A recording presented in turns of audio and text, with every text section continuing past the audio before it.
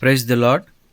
ఈ దిన వాక్య భాగము మత్తయి రాసిన సువార్త 5వ అధ్యాయము 7వ వచనం. కనికరం గల వారు ధన్యులు, వారి కనికరం పొందుదురు.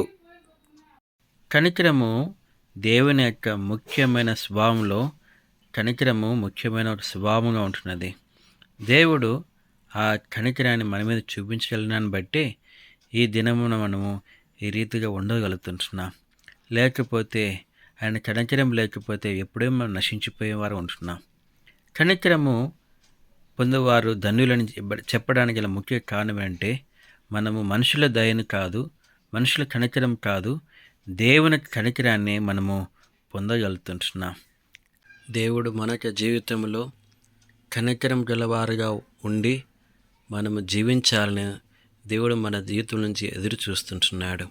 ఒకప్పుడు దేనికి ప్రయోజనం లేని మన జీవితంలో, దేవునికి ఏమాత్రం అర్హులు కాని మన జీవితంలో దేవుడు మనమైన తన మహా కనికరము చూపించిన రీతిగా మనం కూడా ఇతరులను కనికరించాలని దేవుడు కోరుతున్నాడు.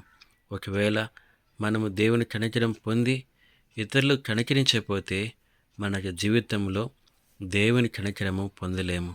మన జీవితంలో దేవుని యొక్క కనికరము మనం పొందినట్లుగా మన చుట్టూ ఉన్న వారిపైన కనికరం చూపించేట్లుగా ప్రభు నీకు నాకు సహాయం చేయనుగాక.